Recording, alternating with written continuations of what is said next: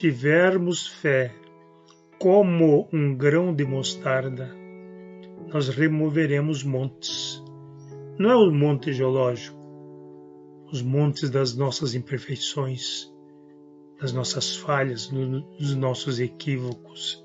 É assim que nós vamos crescendo na senda do amor. Mas hoje, quando eu estava subindo para gravar, a minha neta de 6 anos chegou para mim e disse: vô, fale de espiritismo, mas fale também de Jesus. Sim, falarei de Jesus. E, na verdade, nós só falamos de Jesus, porque a doutrina espírita é a mensageira do Cristo. Ela nos traz com clarividência aquilo que ficou ainda um tanto nebuloso dos ensinamentos do Cristo, porque ele mesmo disse isto. Ele não podia falar toda a verdade, falava por parábolas, muitas vezes por parábolas, e só em particular ele, na nossa linguagem aqui do Vale do Ribeira, ele destrinchava aquilo que ele falou em público, porque os seus discípulos já estavam em condição de entender um tanto mais. E é assim que sucedeu a vida de Jesus no planeta. E porque ela me pediu, eu me lembrei daquela passagem que está em Mateus, no capítulo 10, do versículo 13 a 16, quando os pais daqueles garotos, daquelas crianças, queriam trazer para perto de Jesus, trazer os seus filhos. Ainda hoje isso acontece. Nas campanhas políticas nós vemos isto. Os pais, as mães, trazer o filho para apresentar ao candidato. Ou então quando vem um orador de fora, né? Os pais fazem isso. Apresentam os filhos. Faz isso aos sacerdotes, aos pastores. Isso é uma praxe, nós diríamos, ou um hábito. Por quê? Porque quando nós vemos alguém trazer-nos uma mensagem, naquele momento, pelo menos, nós o consagramos como o mensageiro do amor. E assim nós procedemos. Queremos dar aos nossos filhos as bênçãos que muitas vezes nos achamos incapazes de oferecer. Então, naquele dia, os pais traziam os seus filhos e os discípulos os afastavam. Você sai, não fica, não perturba, né? Essa é a linguagem daqueles que não. E Jesus observou aquilo e disse: não, traga os meninos, não os repila. E disse mais: aquele dentre vós que não se assemelhar a um desses meninos, não entrarão no reino dos céus. Eu vou ler isso aqui, até para ficar mais claro. Então lhe apresentaram os meninos para que os tocasse, mas os discípulos ameaçavam os que lhe apresentavam. O que, vendo Jesus, levou-os muito a mal e disse-lhes: deixar vir a mim os pequeninos, e não os embaraceis, porque o reino de Deus é daqueles que se lhes assemelham. Em verdade vos digo que todo aquele que não receber o reino de Deus como uma criança não entrará nele. E abraçando-os e pondo as mãos sobre eles, os abençoava. Eu li na íntegra aqui esse tópico para a gente entender bem. Jesus não falava que o reino dos céus é das crianças. O reino dos céus é daqueles que se assemelham a uma criança.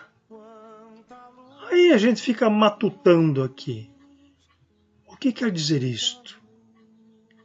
Alguém já viu, com raríssimas exceções, Mas uma criança guardar mágoa, uma criança falar mal da vida alheia,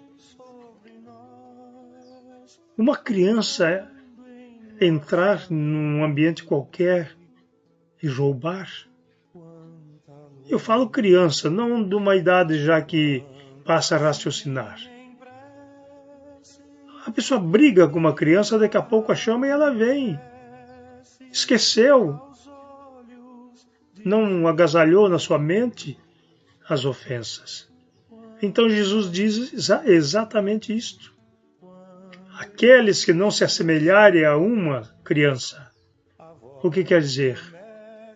Não guardar mágoas, ódio, rancores, espírito de vingança, uso da maledicência e outros maus hábitos, ou maus hábitos, como nós usaremos um português correto, estes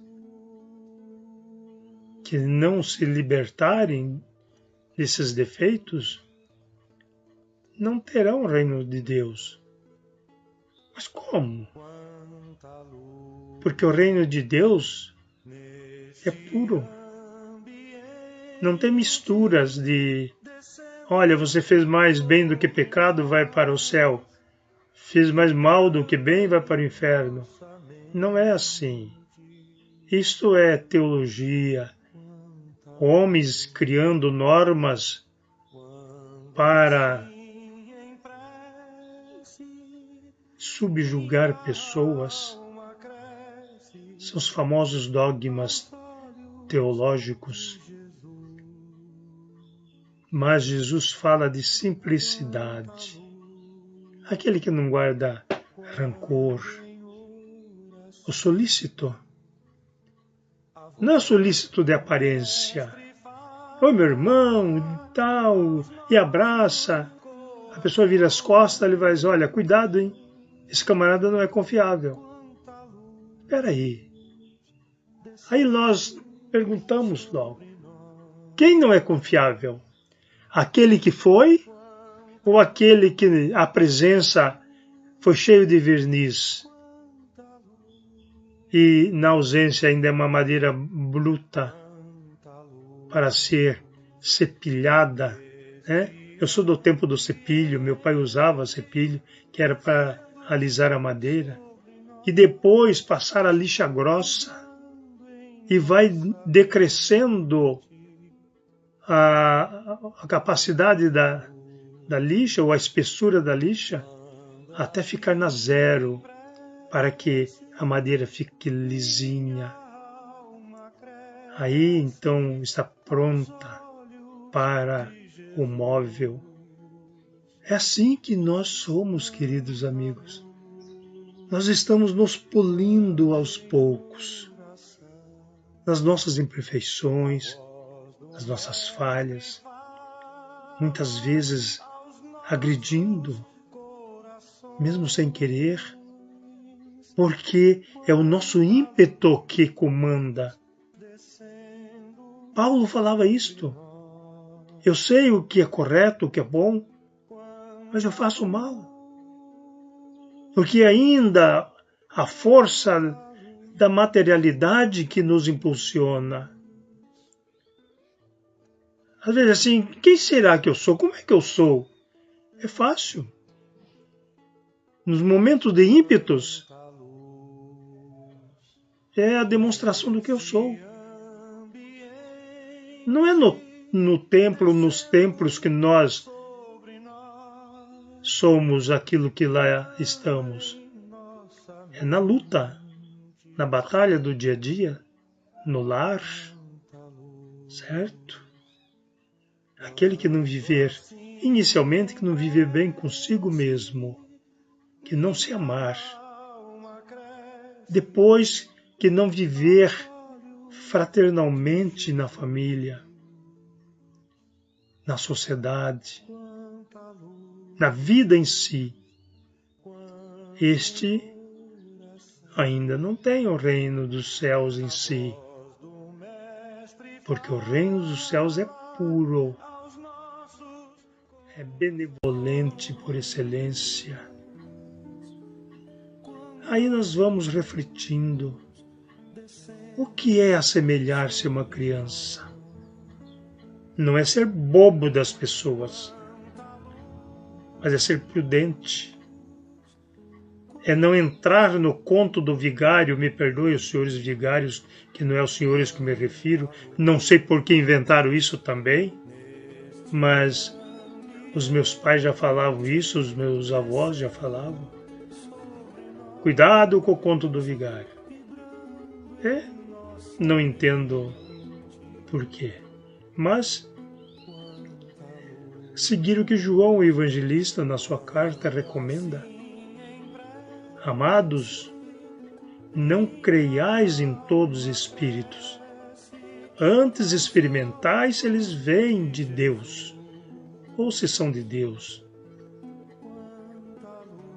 Porque levantar-se-ão falsos profetas por toda parte. Então vejamos. Isso já vem lá dos tempos antigos.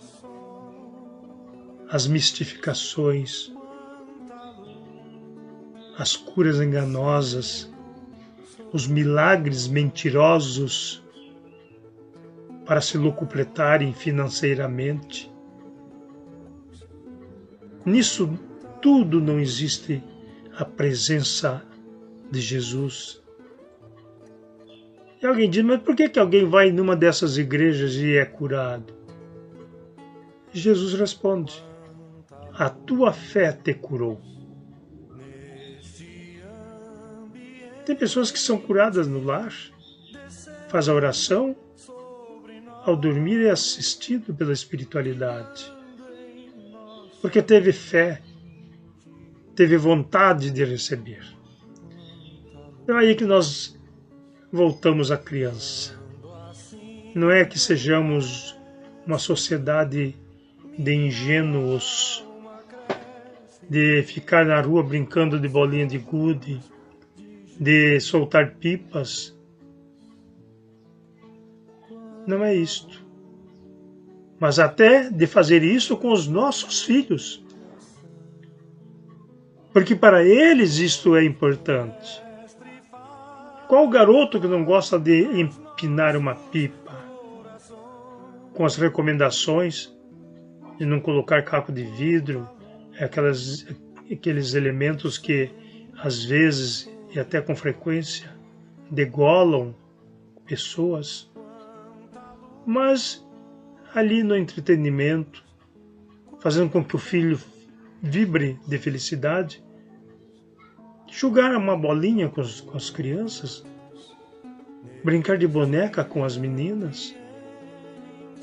Então tudo isso faz parte. Mas não sejamos ingênuos. Tenhamos a consciência funcionando. O que será que Jesus quis dizer? Ele quis dizer que eu não devo ter rancor. Ele quis dizer que eu não posso me vingar. Ele quis dizer que eu devo amar o meu próximo como amo a mim mesmo. Ele nos quis dizer que é só a fraternidade através do perdão, da indulgência, da benevolência é que nós realizamos a verdadeira caridade.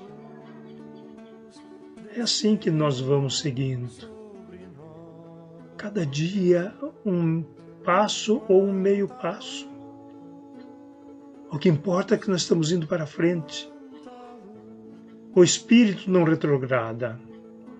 Nós não voltaremos no corpo do animal, senhores que pregam essa mentira. Nós caminhamos para a pureza espiritual. Em cada encarnação, avançando um pouco, aprendendo com amor e com as dores. Quantas vezes sofremos? Quantas vezes nós perguntamos a nós mesmos o que é que eu fiz contra Deus? E Deus responde: nada, meu filhinho. Você fez contra você. Você errou. Você ainda não estava preparado para fazer o certo. Tinha que tropeçar, bater o dedão, cair e levantar-se lá na frente e seguir o caminho. Esta é a lei divina. Nós agimos e a lei divina reage, porque estamos submetidos a ela. Mas a cada dia nós vamos nos burilando.